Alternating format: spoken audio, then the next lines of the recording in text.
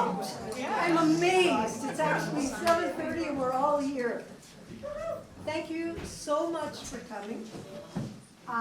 It's so great to gather here on the traditional territory of the Nanaimo First Nation in this amazing hall.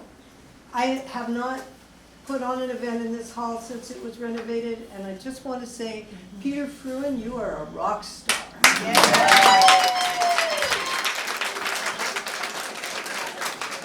Summer, you are a rock star.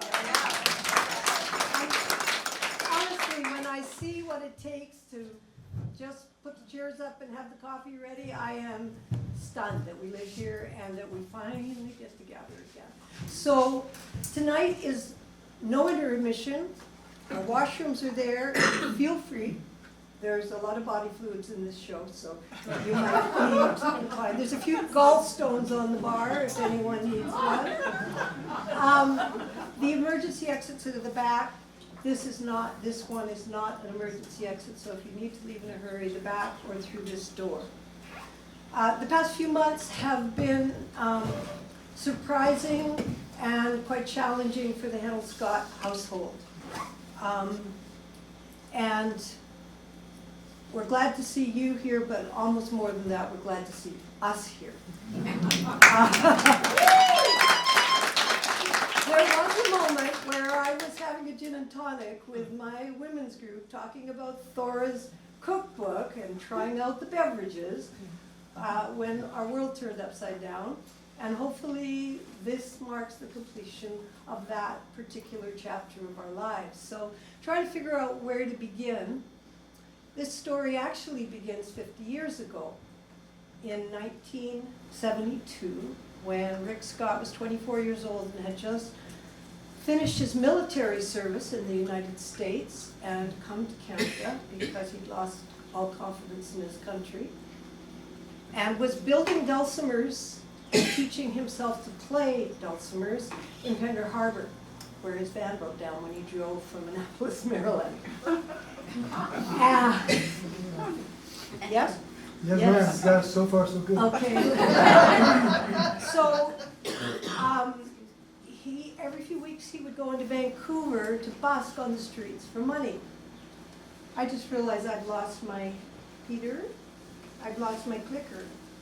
You took it outside, we gave you your I must have. Oh, Well, is it behind you? It's here. I got Behind it. you, yeah. Am I discombobulated? Yes.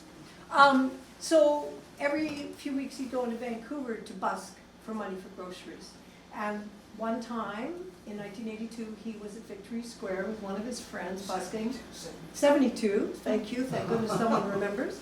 50 years ago, like literally half a century ago, when a man came out of the film school with a video camera, probably was about this big in those days, and started filming him, and then asked him if he could base an animation about street music on him, and would he write the score. And this was Rick's first professional job. I mean, he was a player, but he had never really thought he was a street musician. So he said, sure. And the man was Ryan Larkin. He was a already really well-known animator. He went to Pender Harbor. That kind of animation is not like today. That's the kind of animation where you draw the pictures on a little piece of paper hundreds of times. So Ryan went to Pender Harbor with his little pad of paper, and we thought we would start tonight with an 8-minute film, the 8-minute film called Street Music, as it was the very beginning of Rick's trajectory as a professional musician. And after Street Music was also Ryan Larkin's last film, after a few years, he vanished. And nobody really knew what had happened to him. There was a rumor that he disappeared into a pile of cocaine. And 20 years later, a young animator who wanted to emulate him went looking for Ryan Larkin, and he found him in Montreal, panhandling on the streets and living in a men's shelter. And he made an absolutely remarkable animation, also for the National Film Board. You can see it online for free, as you can see this, called Ryan, which won the Academy Award in 2004. And a 90-second fragment of street music, it's actually the very beginning where you see Rick with much hair busking on the street playing his dulcimer, before Ryan turns him into a cartoon and then goes inside his head, which is what happens here. A 90-second fragment of that film made it into Ryan. So you could say, by stretching it a little, that Rick's first professional gig won an Academy Award.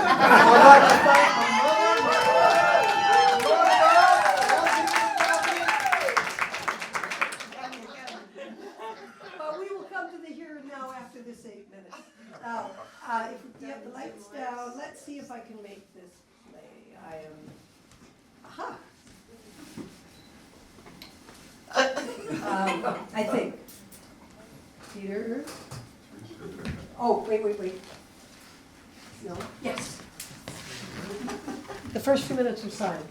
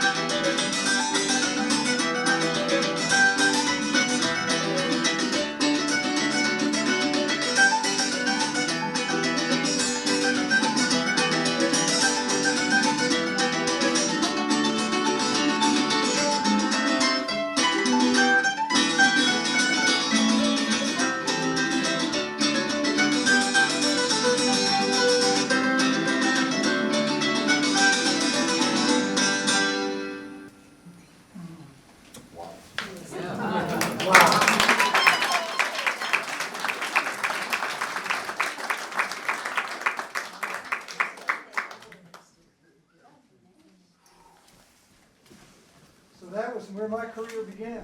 It was Ryan Larkin.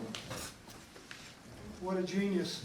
I just happened to be playing on the street that day, and that's the way life is sometimes, yeah.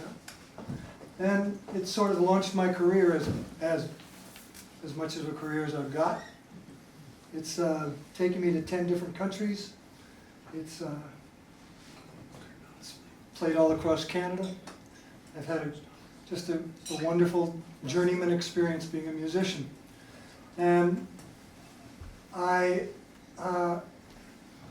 just can't imagine doing anything else till about 2.5, 3 years ago. I realized I was getting kind of tired, not of performing. You know me. I love to perform. Turn your system on. No, I'll do that. This show is completely unrehearsed. Just so you know. Thank you, baby. As usual. Thank you, baby. So I realized about 3 years ago that there were aspects of what I was doing that I wasn't enjoying so much anymore. I really don't like airports. I really don't like flying. I don't like hotels. And I don't like restaurants. That's where not always. When I started out, I'll sleep in the back of the van. But now I was tired. I was tired of all that traveling. I was tired of the scheduling of it. The playing, great, loved it. And like I say, I'm ever grateful that I got to go around this world and play music with kids, with seniors, with choirs, with you. Anyway, I was starting to think of, I gotta start thinking about slowing this down a little bit. And we had this tour come up in the spring that was for Nico and I, and it was gonna be a tour of northern BC. I was gonna do a couple of Gulf Islands, play Vancouver, and then head up north and take the Highway of Tears from George to Rupert, playing like I've done so many times that tour. I've done that tour so many times. And we got to the first gig on Pender Island, and I was just not feeling right about something, and I didn't know what it was, but there was something in the air. That's all I could think. There's something in the air. And there was. It was called COVID. And we were getting calls from the next island we were going to. You sure you guys want to come? It seems like there's things happening here that we're getting worried about having gatherings of people. And no, we'll come. You know, I've never missed a gig. I've never missed a gig, y'all. And then we got a call from Vancouver, which is the next stop. And apparently, just about down the street from where we're going to play, there was a seniors' home, and they had an outbreak of COVID. And we had a long meeting after the show that night. It wasn't a good show. Strange, something in the air. We decided, heartbreak, we're going home. We got back to this island, and let me tell you people, an hour after we got back here, the ferry boat shut down, Harbor Air shut down, the whole world shut down. And we were done with touring. Now, it's been an interesting little interim of time. Is that the word, Valley? Interim? Yeah. Checking with you, babe. No rehearsal. And I really fell in love with being on this island during that time. We couldn't all get together. We had to see each other. I remember many a conversation on the road. You'd be there, I'd be here, and we'd talk to each other about how you doing. I'm doing okay. Don't get too close. And it all seemed to be, happening on our island. Just we were being looked after. We were looking after each other, and because there was so much fear going on too in the world, that some people didn't want to do this, some people didn't want to do that, and you can't lay anything out on that. It's just that's the way it was. we were all scared. I'd get a call, one of my kids got COVID, one of my grandchildren got COVID. It's happening.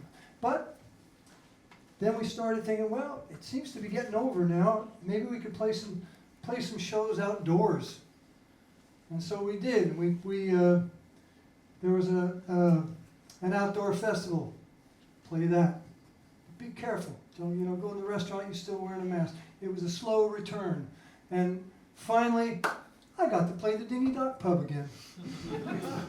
And that to me is home. And so we played Dingy Dock Pub. It was just great being back there with y'all.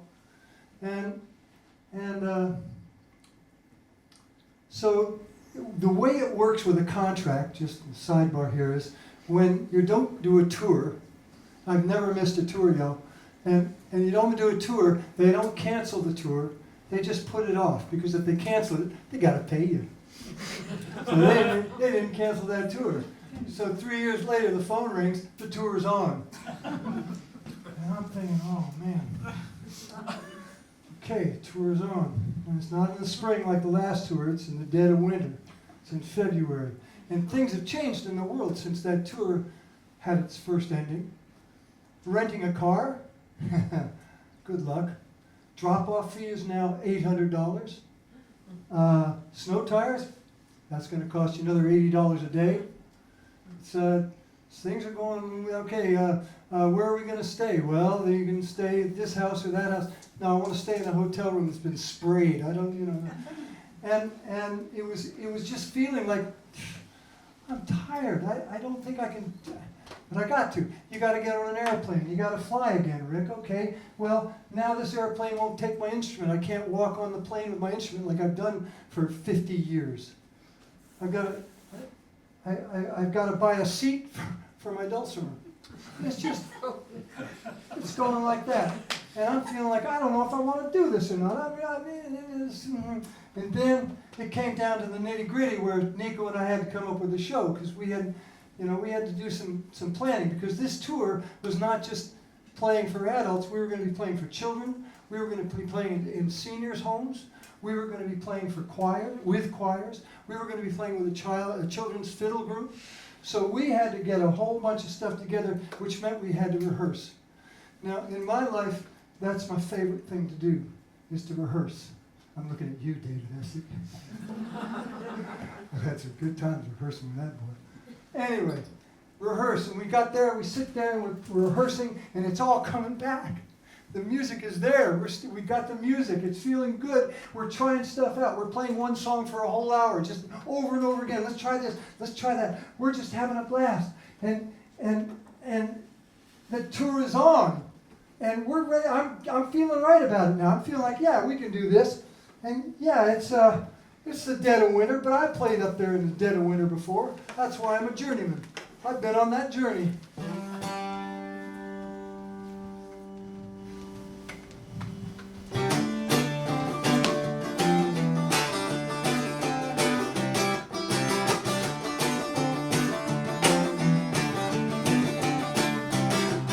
I was rolling down the road, it was 40 below. Let me tell you people, I have never seen so much snow. Everywhere, there's nothing but white. I knew I wasn't gonna make it home tonight, dog.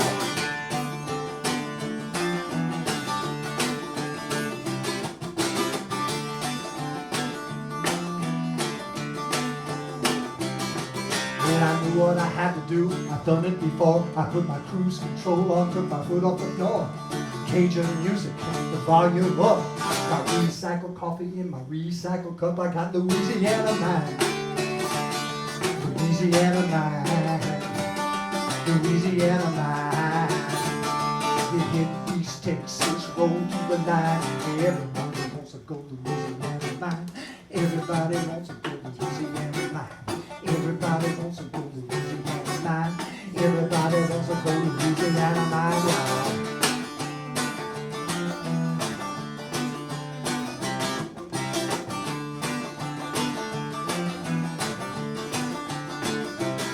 I was getting kinda hungry, wanted something to eat. When I saw the Husky sign, my heart sank to my feet. Didn't want fried, frozen, or dead. Didn't want to have to choose between the white or the brown bread. Oh. So I asked my waitress, can you help me please? I need something that tastes just like a bayou breeze. She smiles at me, said, Rick, you're in luck. We got the crawfish pie gonna fill you up. Louisiana mine, Louisiana mine, Louisiana mine. The red beans and the rice so fine. Everybody wants to go Louisiana mine. Everybody wants to go Louisiana mine. Everybody wants to go to Louisiana tonight. Everybody wants to go to Louisiana. Hey, yeah, they do. All they want to go.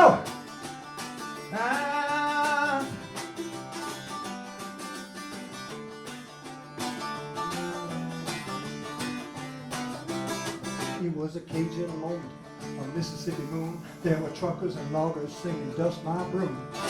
Me, I'm up on the floor like a tabletop, making guitar from an old dust mop, y'all.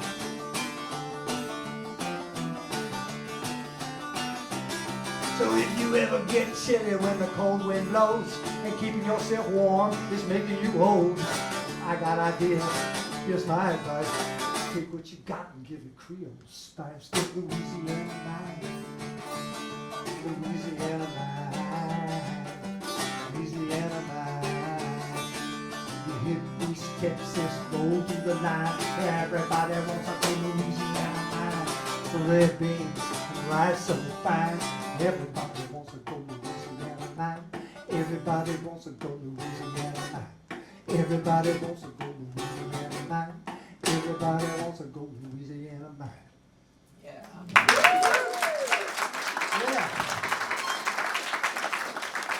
So that's where I was at about this tour. I was ready to go. I knew it was going to be tough, but I didn't care. I was going to be playing music with my brother Nico. I was going to have a good time on the road, and it was going to be my last time I do it. I decided that. I said, I'm going to do one more big old tour in northern BC. I'm going to play in all those little towns. Oh, Burns Lake, you're my lady. I'm going to do all these things that I used to do for so many years, and then I think I just play in the pub. You know, have a good time.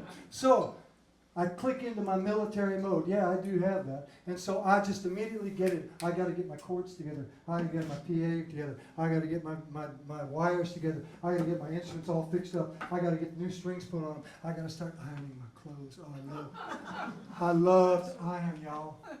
It's the thing that keeps me sane on the road. Ironing. It's a meditation. So there it is. And then the best part of all, the dashboard cuisine. Yeah, I'll be cooking up my nuts. I'll be cooking up my tamari pumpkin seeds on the stove, getting them all ready. I'm getting ready because they're going to have a big old bag of them right on the dashboard of that car while we're rolling down the road to Vanderhoof. Oh, it's going to be so great. It's going to be, oh, wait a second. What's happening here? I get this kind of tight feeling in my chest. Yeah, it's starting to hurt a little bit too. Maybe I think I'm just going to sit down for a minute and I'll come back again. Oh, it's really tight. It really hurts. It's kind of getting down in my stomach now, and I think I better just lie down. I better just lie down. That's what I'll do. And this little voice said, "Oh, you're gonna lie down? Well, try this thing, Rick." And I'm lying down, and it's squeezing me. And I don't want to be that fussy musician guy, but I'm a child that's terrified right now. And I gotta call my baby. Or should I phone 911? No, I gotta call my baby. So I pick up the phone and I call her cell phone, and it's ringing, Oh, Jesus, it's ringing. And I realize it's ringing across the damn room. I gotta find my baby. So I know she's with the sisters. She's with the sisters. She's having Chardonnay. They're having a great time. And I'll phone Liz Karima. She's the head of this whole thing. All right. I find Liz's phone number. I call her up, and she picks up the phone. And there's nothing going on. Hello? I said, Liz, this is Rick Scott calling. Oh, hi, Rick. How you doing? Now I want to talk to Valerie. Is she there? Yeah. I got to talk to Valerie right now. Please, just get on the phone. Okay. Valerie. My baby gets on the phone. I hear her voice. I say, baby, I'm in trouble. Something's going on, and I got to go to the hospital now. So I called 911, and I ran out of Melissa's house, and I got in the golf cart, and I tore across the island, and I parked my car in Barnes Lane and left my lights on, and I ran into the house, and there was Rick lying in the window seat on the telephone. Mm-hmm. Yeah, so I hung up the phone from Valley, and I'm sitting there on the couch, and I'm feeling scared as I've ever been, thinking I'm going to die. That's what it felt like. I was going to die. And the phone rings. So what do? Are you going to die? You're going to pick up the phone. I'm going to pick up the phone. So I pick up the phone. And I pick up the phone. I said, hello? Hi, is this Rick? Yeah. Hi, I'm Eileen. I'm with 911. How are you doing, Rick? Not doing really well. Well, how's your pain right now from 1 to 10? How's the pain? I guess it's about 9.5. 8.5. I don't want to complain. 8. And she says, Rick, when's your birthday? What the I'm dying and you want to know when I was born. But I don't want to be a bitchy musician. No, I'm July 14th, 1948. Oh, great. Well, look, Rick, the first responders are on their way. They're going to be there any minute. So tell me, how long have you had these pains? Well, let's see. It started about 10 or 15 minutes ago, maybe 20 minutes ago. I'm not really sure. How are they feeling now? Well, actually a little better. And see, what had happened is that I went into a dream. I'm just going to set that word on in front of you right now. I went into a dream. And I was dreaming suddenly. I'm talking like the Apostle Paul and John said from the good book. I went upstairs and had a smoke. Somebody spoke and I went into a dream. And I did. And at that point where I just realized I'm in a dream, I'm talking to Eileen in my dream, and I'm realizing two things about being in a dream. One is, nobody cares what your opinion is in a dream. Two, you don't have a vote.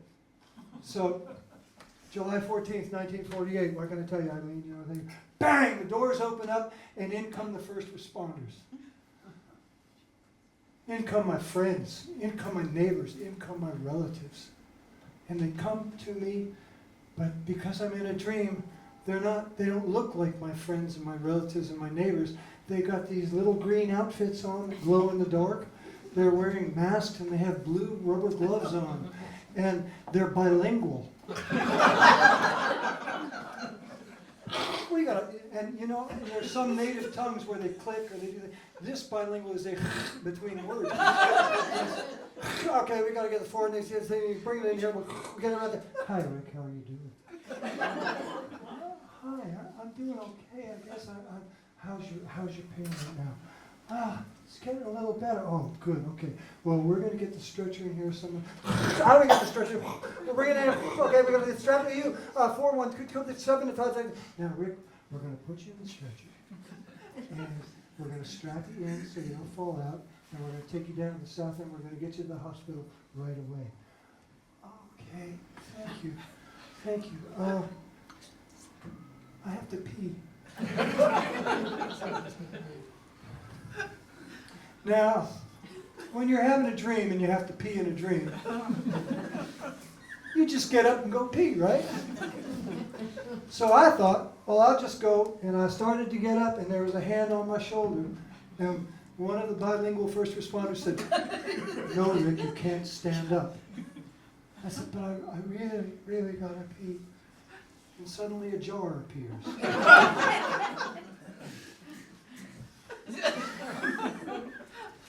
And even though I'm in a dream, I know what they want me to do. So, I do. But here's something. They all turned their back. So I could pee in private.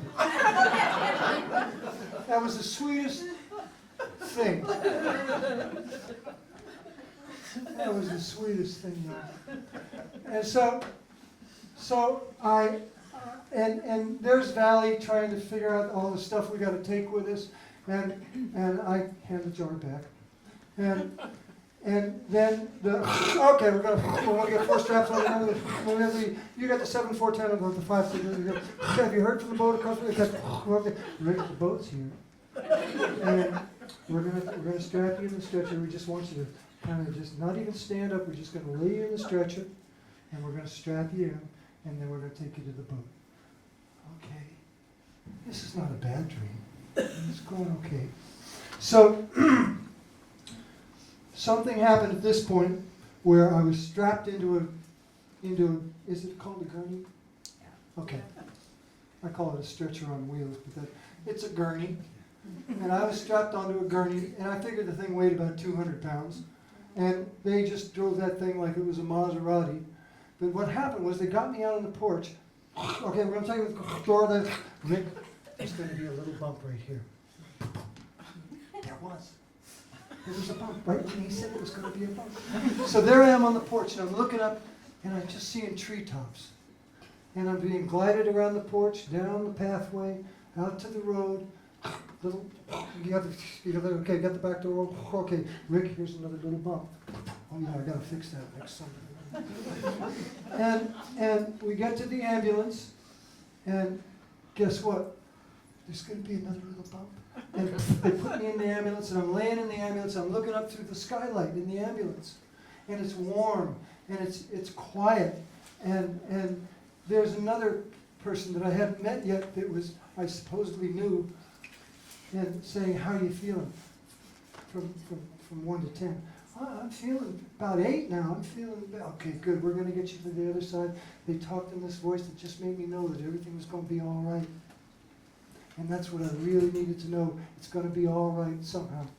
And so then I took the trip from my house on the north end to the south end down here. And the whole trip was treetops, because I'm looking up through the skylight.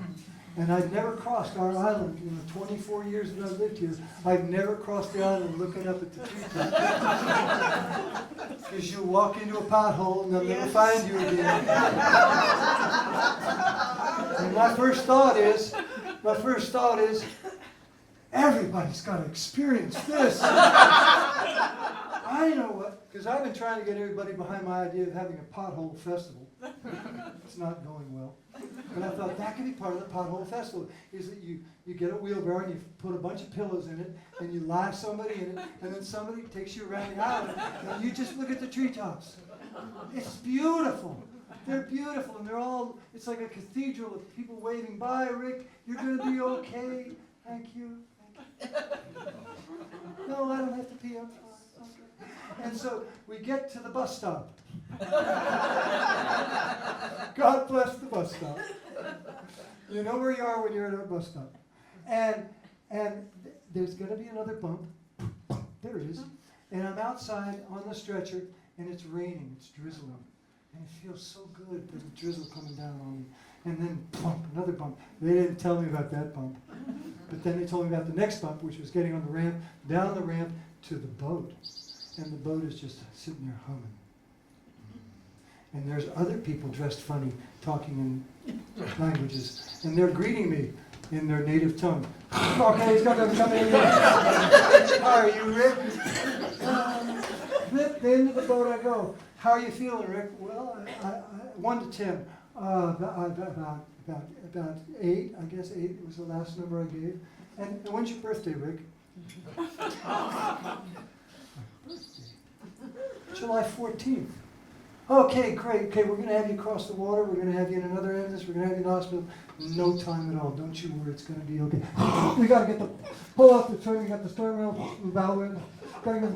Okay, Rick, there might be a little waves, but it looks pretty calm out there. I think it's going to be a calm ride, Rick. Okay, thank you.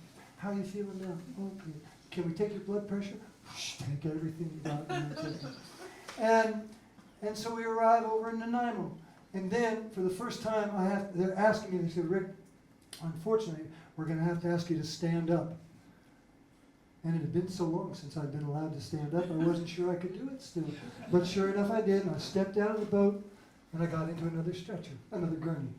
And up the ramp, little bump, and up into a waiting ambulance. They didn't have a skylight on their ambulance. I get into the ambulance, and I'm laying there, and there's a whole bunch more people talking in bilingual language. And they're saying, how are you feeling, Rick? I'm feeling 8, okay. When's your birthday? Now, what I'm beginning to realize about this birthday question is, if I get the answer right enough, I'll get a prize. July 14th, 1948. Yeah, good for you, Rick. Okay, now we're going to just get you to the hospital. You're going to be fine. And they drive, you know, and there's no treetops, there's no skylight. It was not as neat as it was coming across the island, I'll tell you right now. That's quality ambulance. Right? So we get to the hospital, and little bump, boom, onto the ground, and in we go, and I look up, and there's the dreaded 2 words, emergency. Oh God, emergency. How many here have been to the emergency? Yeah, right? Screaming junkies, chainsaw accidents, freaked out parents, screaming kids, and 3-hour, 4-hour, 5-hour waits. And I'm thinking, oh, my dream is about to come to a great end here. And my heart is just breaking for these people that are lined up in those chairs waiting for their chance to see a doctor to take care of them. And I'm feeling so taken care of, and I feel like I could help them. I could do something for them. Oh, dear friends, I hear you're not so well. Then let's just pretend I'm the best mender in the whole round world, and that's all I got to say. I throw the rest away. Now I'm gonna get this for you. And it won't go by sail, it won't go by mail. There ain't no jet plane will do. No, I take what I care, I throw it in the air, and I watch while the whole thing takes wing. And I fall on my knees, I say, thank you, please, well today I will learn how to pray. Yeah, today is the day that I learn how to pray. Yeah, today is the day that I learn how to pray. Yeah, today is the day that I learn how to pray.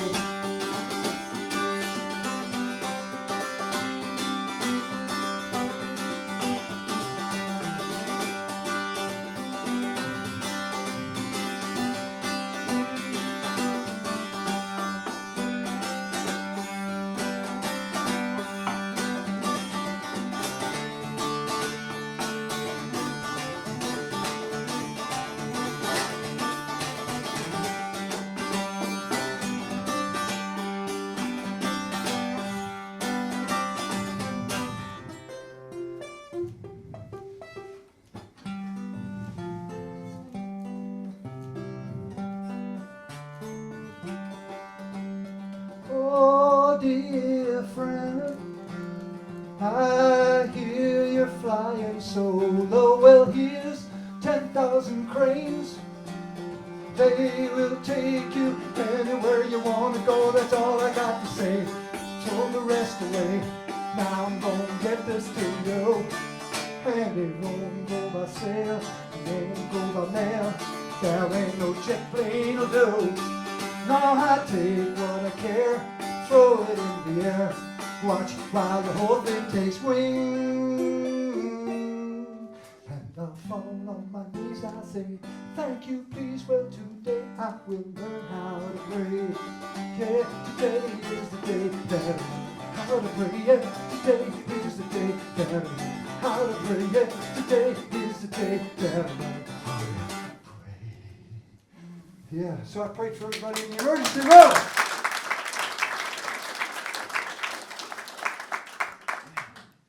And I think my prayer was answered because they drove me right past the emergency. Down the corridor. And at the end of the corridor, and it wasn't far. The emergency was right on the other side of a pony wall, but there was an empty room. They took Valley and I into an empty room. We had our own room. And we have no idea what's happening, but we got our own room. We're not out there with all the screaming, No, we were in Quietville. And so as we sat there, and of course we're sitting there wondering what happens next, the door opens up, and the most cheerful nurse you've ever seen comes in and goes, "Hi, are you Rick?" "Yeah, how are you feeling, Rick?" 1 to 10. About 7.5. Not hurt too much. When's your birthday? July 14th, 1948. Do I get it? No. Okay, so what happens now? Oh, I see, I'm going to lose all my dignity now. I'm going to put on one of these. Yeah, I'm going to put on one of these with my butt hanging out. Yeah, okay, so we lose all pride at that point. I was going to strip down and put this on for this piece, but no. During rehearsal, that's the one thing I rehearsed, it didn't work well.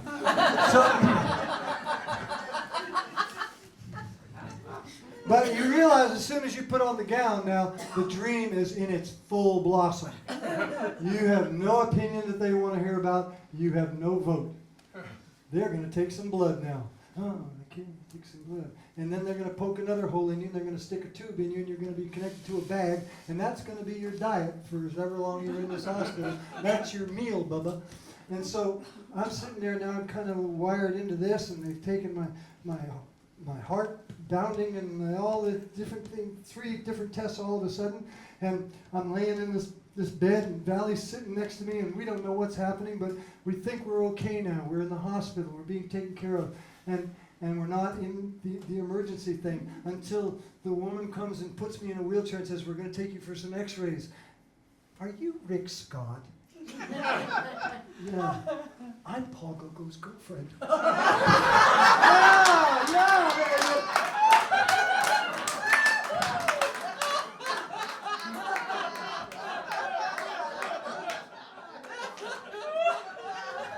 I'm half naked. How are you?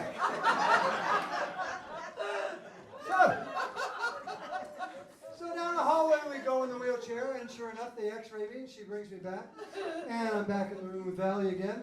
And another nurse comes in. "Hi, Rick, how are you feeling?" July 14th. Okay. And I'm thinking, man, I'm going to get a big old prize. I'm getting this answer right every time, and the number's getting better, so I'm getting better. This is getting good now. I mean, isn't it, baby? This is getting good. And there's Valley. She's passed out asleep on the railing, you know, those metal railings on the bed. She's got her scarf on the railing, and she's sleeping. And the nurse says, "Well, we're running all these tests on you now. We're going to do a sonogram." And I thought, I'm not pregnant. Go ahead. So then they put me on a stretcher, on a gurney, and down. Now here's another thing about the hospital is the gurney drivers. They're called porters. And I have never traveled like that since I was in Bangkok. They drive this 200-pound machine down a hallway. There's people on the left side, on the right side. There's people in beds. There's people standing there talking. And here we come. And the driver's behind me, so it's just me. I'm the hood on it. I'm half naked. Out of my way. And I'll do this. And so there I am charging down the hallway, and they don't touch a thing. No one gets hit. It's and I get a sonogram. I'm not pregnant. I come back, and Valley and I are both. Now we're talking about 2 o'clock in the morning now. Tests and tests and tests. But at least except the one time they put me in the hallway next to the emergency people, and in that few moments before the sonogram trip, was a woman was doubled over in a wheelchair going, don't even. And she was parked right in front of me. and her boyfriend was standing behind her with a life jacket on and 2 oars in his hand with a really confused look on his face. And I didn't want to ask. I wish I had, but I didn't. What are you in for? When's your birthday? So now it's getting late now. We're getting past. It's early in the morning now, and they keep telling me that as soon as the test results come in, a doctor is going to come in and tell me what's up. What's going on? And so, when was it, baby? About 2 in the morning? Yeah, 2:30, 3 o'clock in the morning. The door opens up, and this man walks in, and he's got a flannel shirt on. He's wearing a hunter's cap. He's got heavy boots and a knapsack. He's the doctor. He's about to go somewhere. He's just come back. I don't know. But he asked me how I'm feeling. I said, well, I'm feeling tired, but I'm okay. Because when's your birthday? July 14th, 1948. Oh, great. Okay. Well, now, Rick, we've done a lot of testing now. And he comes and he sits up right next to me, and he puts his hand on top of my hand. And I'm thinking, oh, God. We've run all the tests, Rick, and I just want you to know that I could sit here for an hour and tell you about all the things you don't have to worry about. But you do have a problem. Your gallbladder. What? Your gallbladder. It's your bastard son of your body. That's a quote. And I don't know what he's talking about. I said, gallbladder. What? He said, well, you know, it's if your body was Hindu, the gallbladder is the untouchable. It's got to deal with the bile. It's dealing with the junk. It's dealing with all the stuff. And now it's decided it doesn't want to do that anymore, Rick, and it's causing you a problem. Oh, you mean all those pains I've been getting over the last few months? Yes. You mean that urinary tract infection I had up in Port McNeil? Yes. You mean all the nosebleeds I was getting? Yes. The gallbladder did all that stuff to me? Yes. Get it out of here! It's a design flaw. You hear that? It's a design flaw. Just like my appendix was.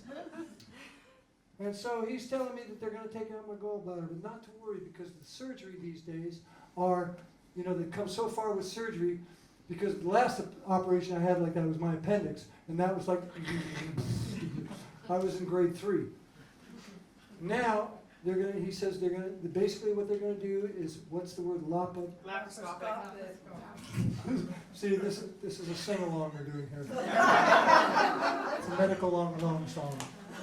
Okay, they're going to do a laparoscopic surgery on me, which means they're going to poke 2 or 3 holes in a slit, and they're just going to suck that puppy right out of me. And the surgeon is going to come along, and he's going to tell you when you're going in.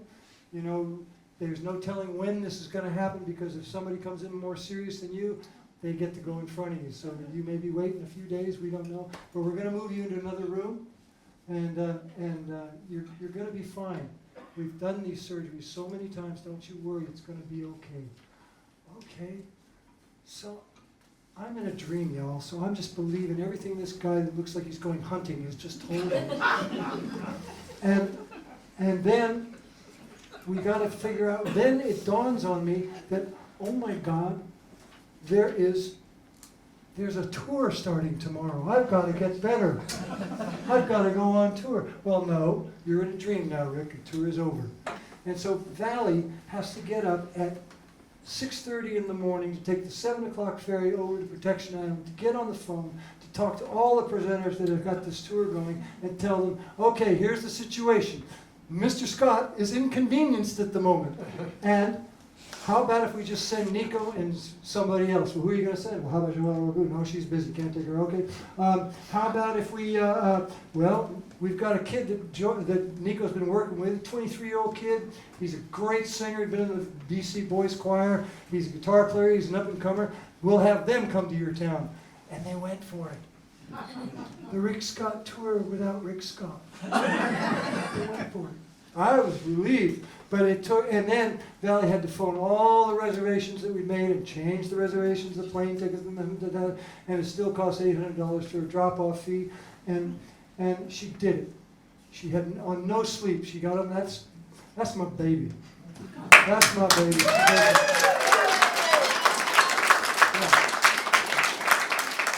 She took care of business while I was trying to figure out how my dream was going.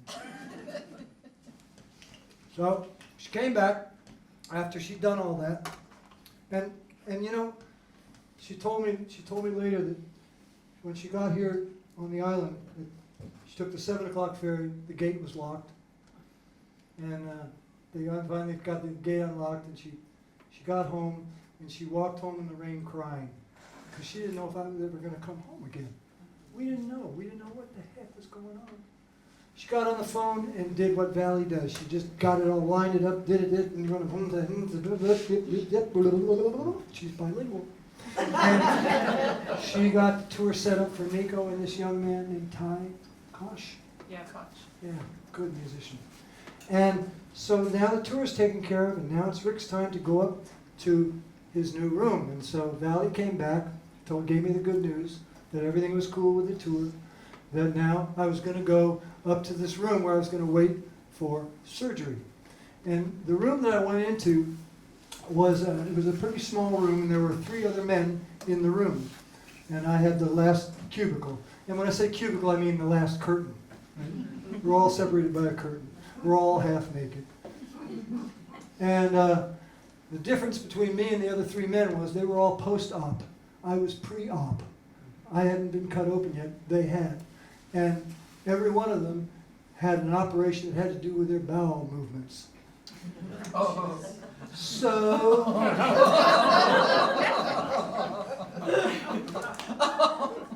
the other thing about this room was it was attended by 4 nurses. And these nurses were very, very young. They were just entering nursehood. They'd just gone to all the school, taken all the courses, and now they were in the final stages of their training thing. Well, I know all these terminologies too, and the training thing. And they were beautiful and young, and they had that, I know that look in the eye, that idealistic look. I'm going to heal people. I'm going to make people feel better. And I see that because I played 1,000 schools in Canada. And I would go into the staff room, and I would see the young teachers, and they had that look in their eye. I'm going to teach children how to read. I'm going to teach them. And then you see the ones that have been there 20 years.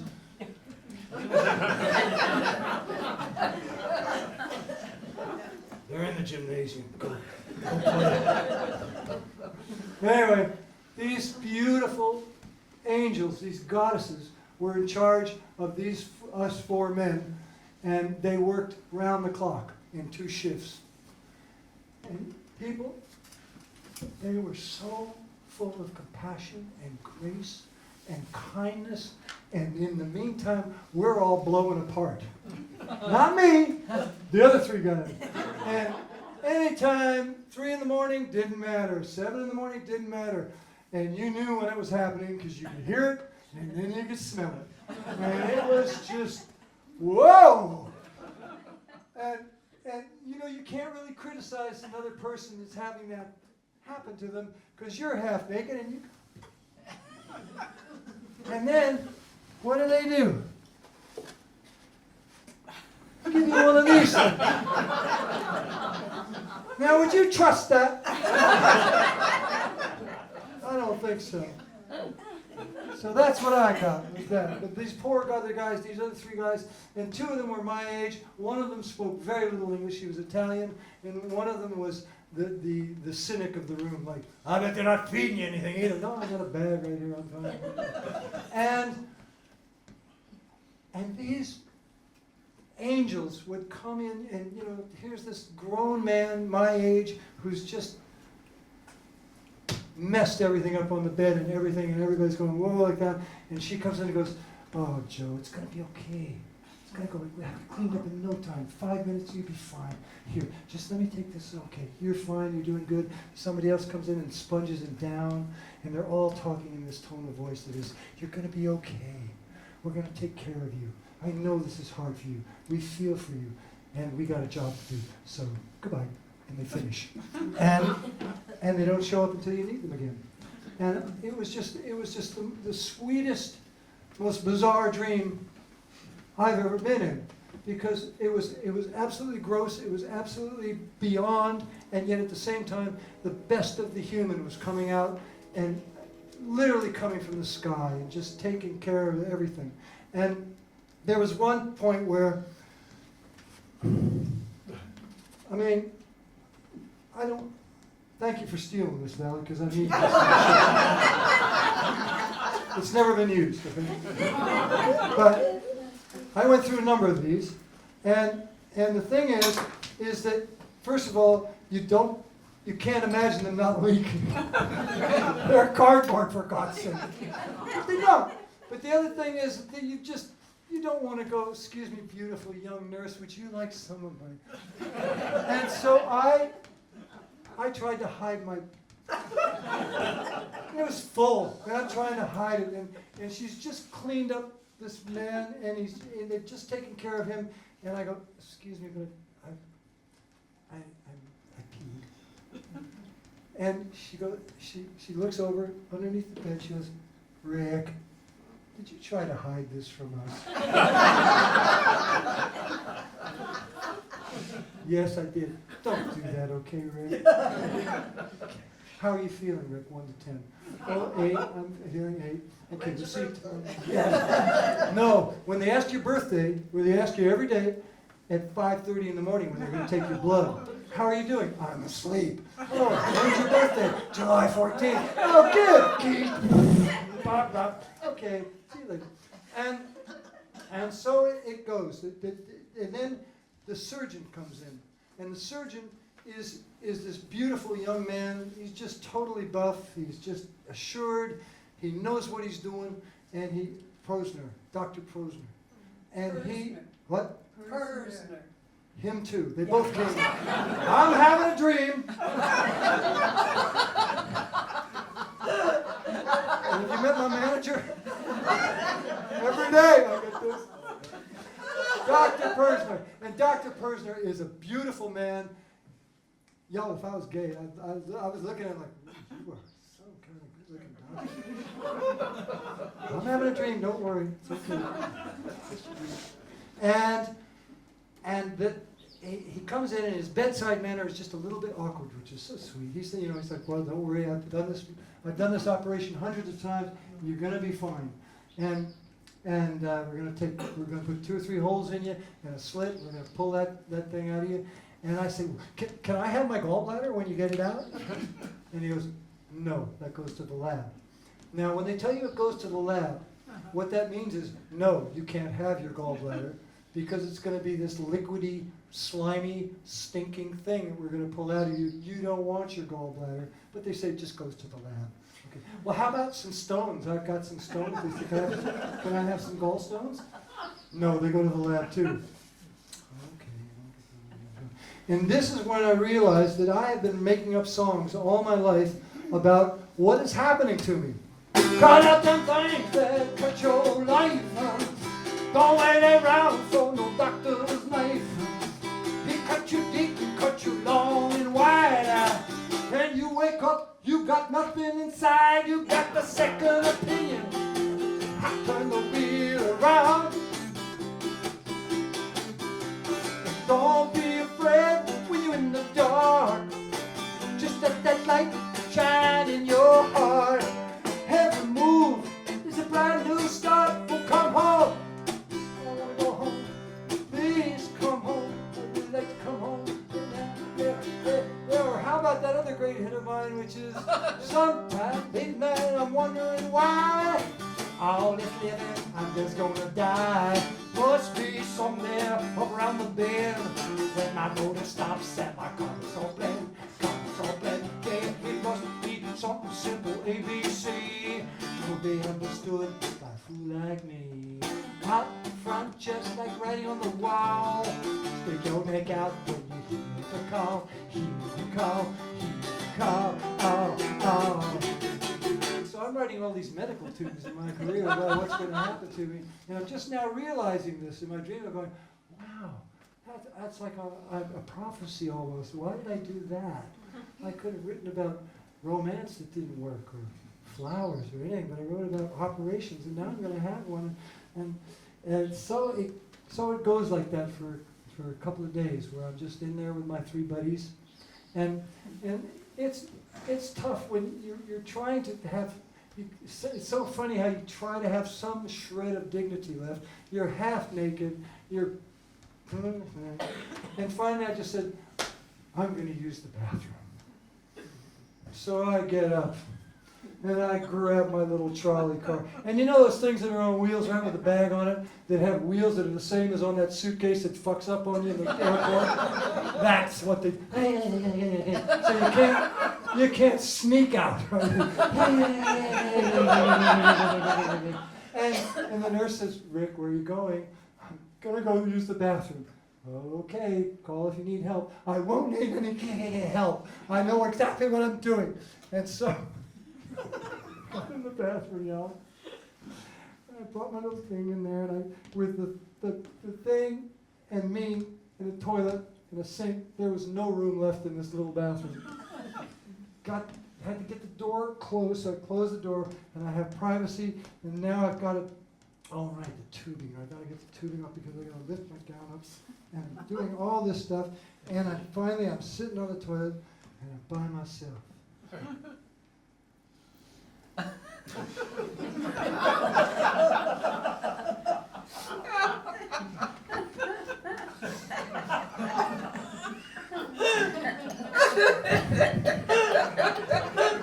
Okay, enough of that.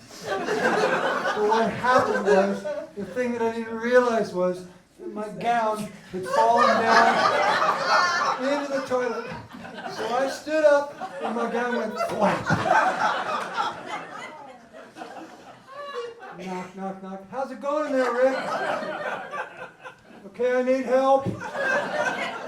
The angel comes in, takes one look at me. It's going to be okay. We'll get you cleaned up. We'll get this. Here's another gown for you. Can you put that on okay? Yes, I can put it on. Okay, but just if you need any help, let me know, and I'll walk you back to your bed. Thank you. It's your fault you didn't know. So I go back, and there's a nurse waiting to give me a sponge bath. I mean, you know, the compassion is just overwhelming. And I know many people here have been to the hospital. I know many of you have had experiences that aren't as wonderful as mine. And that's just the way it is. I mean, I'm sorry. But I'm so thankful for what happened to me, because I went from being so terrified to being, okay, this is going to work, and having people around me who cared. And that's all I needed, was somebody to care for me, and I got that in spades. And then I kept getting bumped. Somebody else would come in, you know what, they broke their neck and I can't go in front of them. So I was there for 3 days with my amigos. And then they said, okay, now we're going to move you down. We're going to move you down into the pre-op place just before you. There's another room you go to when you're waiting to go in for a surgery. And I go in, and I'm in the pre-surgery room, and a nurse comes in, and she's straightening up things and getting me all set up. She goes, "Are you Rick Scott?" And I said, "Yeah, July 14th. 5.5. Much better now, thank you. I'm Denise. Denise Thornton. I'm Tyrell's mom. Y'all remember Tyrell? Yeah. Tyrell's mama. She got better. She took the cure. She took the course. She's a nurse. She's my nurse. And she's sitting there saying, "You got to know, Rick, all those times that Tyrell played with you, it made all the difference in the world to him. He's grown up now. He's working in a cafe. He still talks. He still listens to your music. You're still..." And I'm just weeping now because Tyrell was so close to my heart. Tyrell, as you may know or not know, had a tough time. He was born with whatever he was born with that he had to deal with. It had seizures in it, that had all kinds of disabilities, and he was the sweetest kid, and he was my little brother. And I don't know how many games of crokinole I let him beat me. I even showed him my blowgun. We shot darts at the wall. We did all kinds of beautiful things together. I did a benefit for him at Gall's house, didn't I? Because he was going to get some very expensive attention. And so I couldn't believe I was talking to his mama. And I felt, I just felt so fortunate the way this world has been turning. And I said, how is Tyrell? Oh, he's doing great. He's just, will you just tell him I love him and tell him I'm thinking about him? And I just want to thank you for all you did for Tyrell. And she was my protector from that moment on. Nothing got in my way. And then it was, let me just make sure I'm telling you everything I want to tell you before I get here to I think this is it. Is it pretty much, is it, baby? Did I forget anything? Never rehearse this, y'all. So, okay, I'm just going for it now. So, they came for me at 11 o'clock at night to take my gallbladder out. And I realized that those doctors sleep around the clock. They do surgeries round the clock. That hospital is humming around the clock, and they are under siege. There's not enough. There's not enough. They need porters. They need all kinds of technicians. They need so much help, and they don't have it. And that, where you guys came in, was in helping us support our Syrian family, who now 2 of that family, and soon 3, are working in that hospital. Yeah. Taking up the slack that is so needed. And the money that we make tonight, it goes to help them to take the testing. The tests are super expensive, and so it's I want to thank you for that, because it's been a long journey, and the hospital needs it, and I needed it, and I got it, and I'm forever, ever thankful. And so off I go to surgery, and there's not much to say about surgery because you're out of it. Your dream takes on another dimension where you get one last ride through rush hour in Bangkok, and then you're out in the hallway, and someone says, "How are you feeling, Rick? When's your birthday?" And when they asked me that outside the operating room, it hit me. It's not a prize. They're going to have a surprise party for me on July 14th. Because I love them so much and they love me.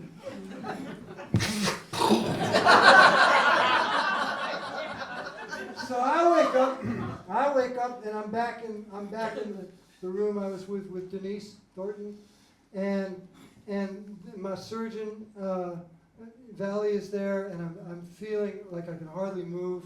It hurts now, and you know what they did? I think they were messing with me. They shaved only half of my chest hair, left the other half untouched.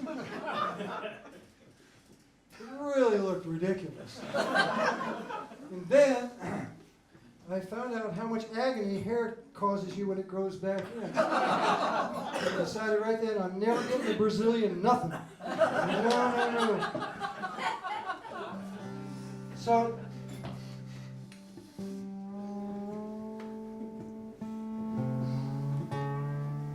So I get back to my bed, and I'm lying there, and the surgeon comes in, and he says, "Rick, how are you feeling?" I say, "I'm good, thank you, I'm okay, I'm in pain." He said, "Well, you're going to be in pain for quite a while, for a couple of months. And for 2 weeks, I don't want you to lift anything except a teacup, not even that. You just don't lift anything because you are so liable to have a hernia. You don't want to be messing with it, so you can't do anything." Really? And so home again, but before we left, I asked him. I said, "Well, I guess so. I can't have my gallbladder." He said, "No." "And I can't have my gallstones." He goes, "No, going to the lab." And I said, "Well, I've been seriously thinking about my gallbladder because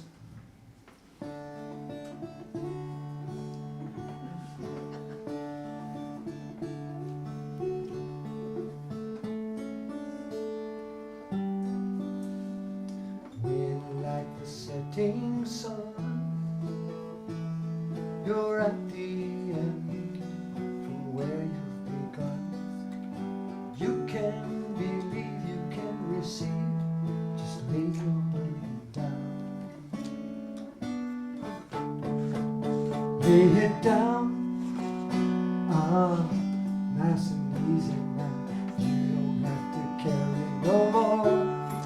Oh, lay it down.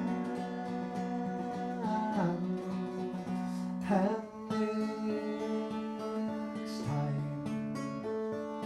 I'll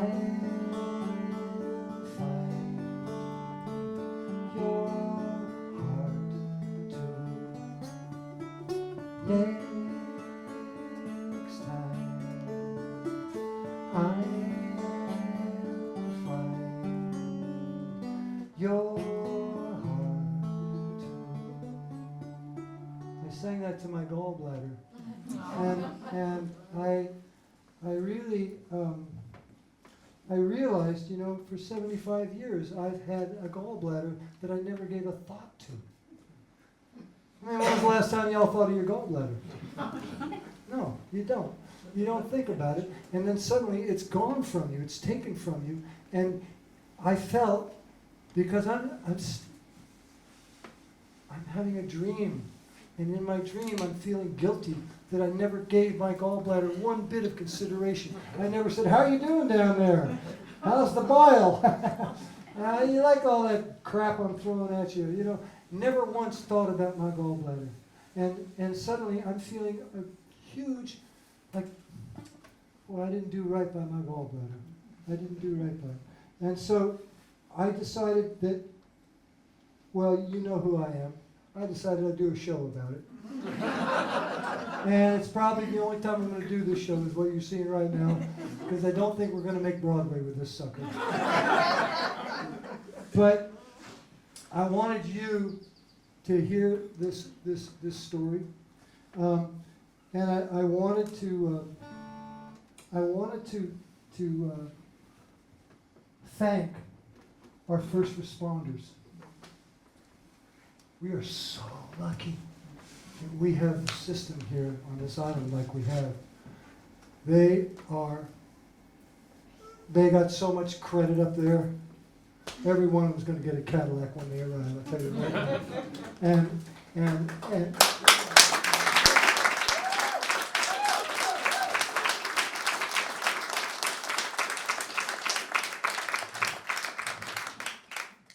I'll always hear your voice. How you feeling, Rick? What's your birthday?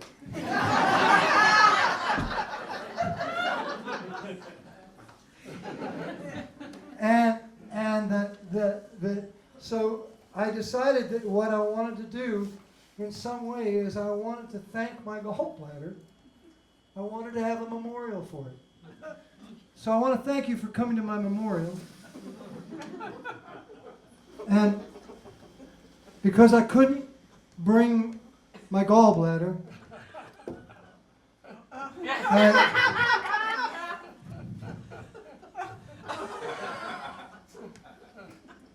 those are little gallstones. He's holding there. And also on the altar is Food Drying with an Attitude, which is the book I read when I was in the hospital. I'm going to be drying rhubarb this week. And I want to show you, the most important thing was that when my surgeon came to see me, and he said, you know, your stuff's going to the lab, and how are you feeling, and don't you got a hernia, and he give me all this stuff, and I said, well, you know, I've been thinking about it, and I think I would like to have a memorial service for my gallbladder, and I was wondering if you would say a few words.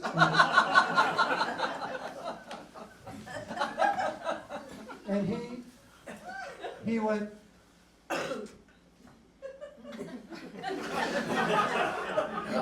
absolutely not. Just like that.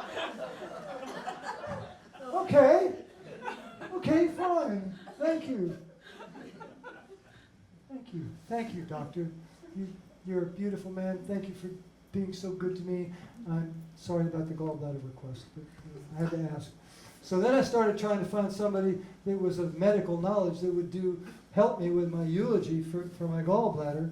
And I was talking to my friend and family doctor, Dr. Love, Robin Love, who was going to Nepal to work in the hospital that he opened in Nepal.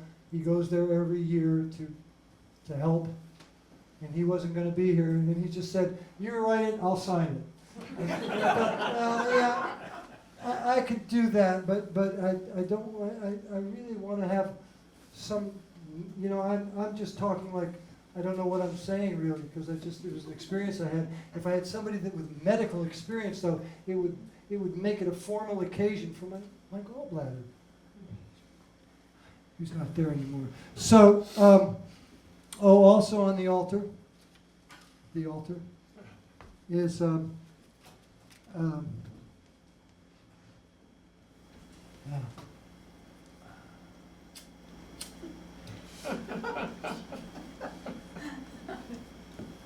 you can laugh. I'm not Catholic or anything. Okay. Also on the altar.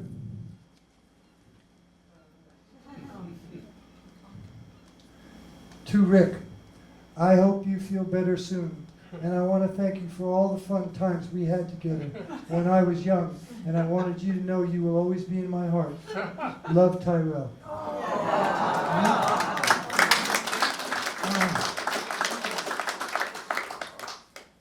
Now, so I couldn't get my surgeon to do this, and I couldn't get Dr. Love to do this. So I called up Sophie Waterman.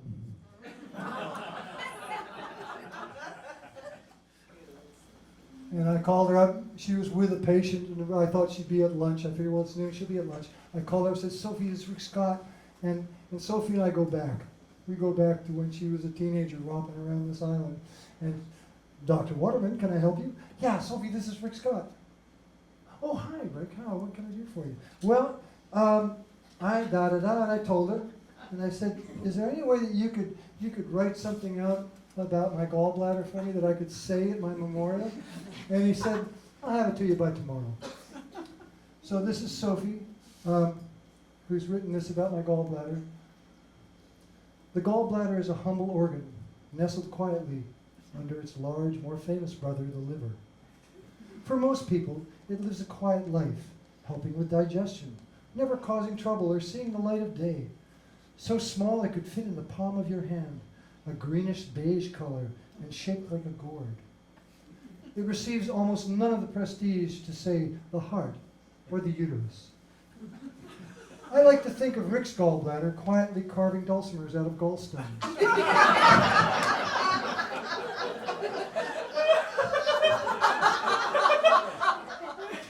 Carving dulcimers out of gallstones for the last 50 years, humming to itself and making up jokes. Who knows why it decided to suddenly make itself known? Maybe a quest for fame or anarchy, or maybe like all of us, it wants an individual life, a need to be known. Well, it certainly had the right owner. Never could a gallbladder have received more of a celebration from its body. Good rest, tiny organ. Thank you for the improved digestion of every hamburger and every fatty meal he's ever had. Your bile salts have improved life immensely. Dr. Sophie Waterman.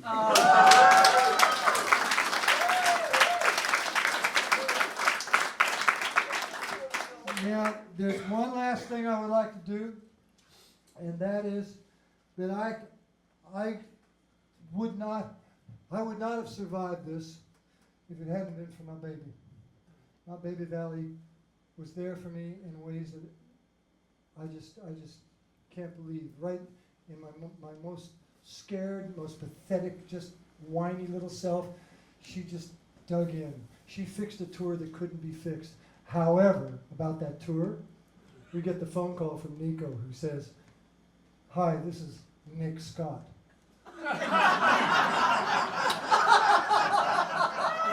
I'm taking over. I don't need you anymore, man. And the tour actually went great. It was a huge success. The young boy Ty just wowed everybody, and of course Nico was Nico, so the Rick Scott tour without Rick Scott was a huge success. And all through that was Valley on the phone, telling him what lyrics to sing. Telling him where he's going to drop off the car. Telling him, I've just checked the weather, Nico, it's going to snow in a half hour, get out of there. And just doing what Valley does, plus taking care of me. And the one thing that maybe y'all don't know about this, because this is a private place for Valley and I, is that we play music together a lot.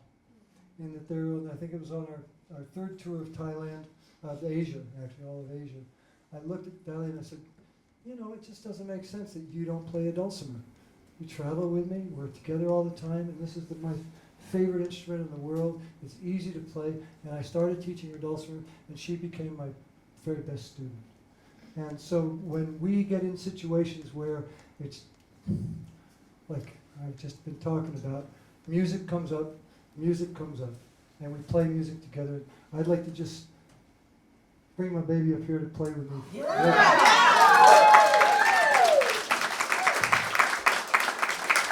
does not like to perform.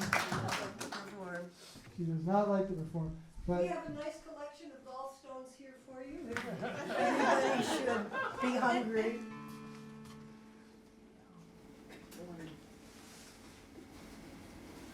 Maybe.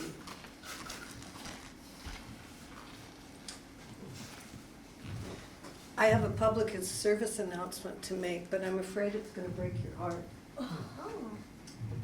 Sitting back there with Summer and the first responders, there is no skylight.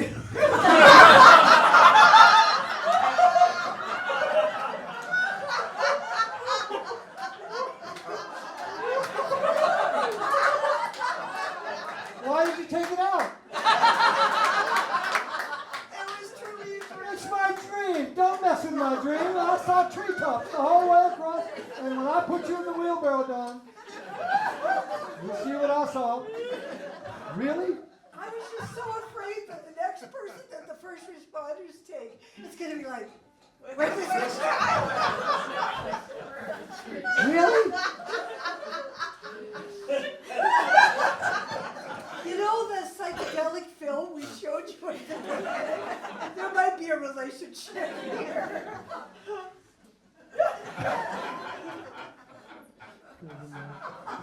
All right, I don't do this much, so I might have to turn my back to you, but we'll try. No, come on, baby.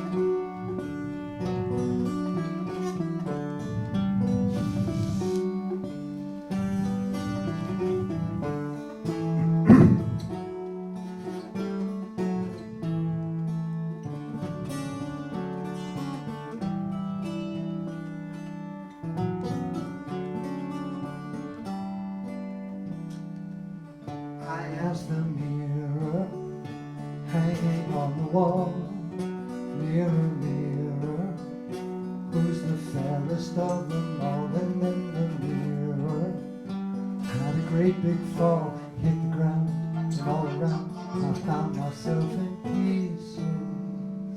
Oh, a little bit of pain, even in the best of times. Oh, go away, rain. You're pouring on my nursery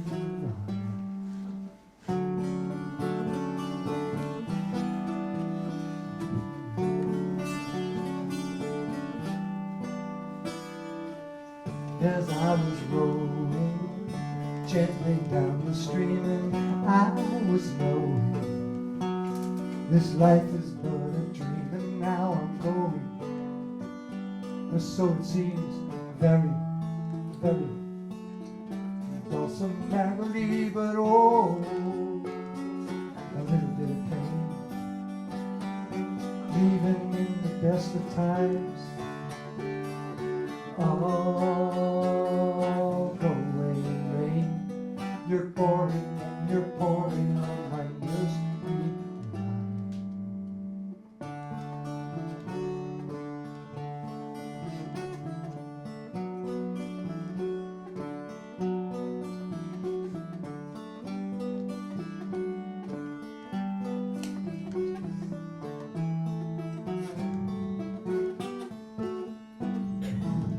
There is a baby sleeping in the tree, and I'm thinking maybe the baby could be me. And when the bough breaks and the cradle falls, but I have been rocking, I don't get hurt at all, but oh, a little bit of pain, even in the best of times. Oh, go away, rain. You're boring and you're pouring on my nursery.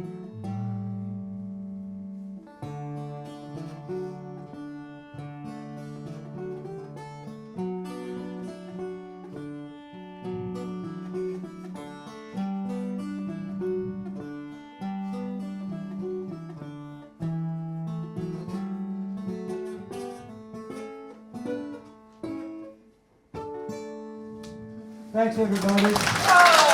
Thank you.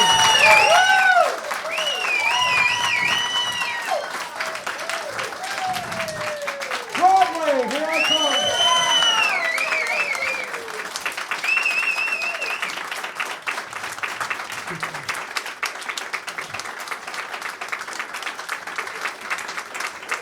Thank you all so much.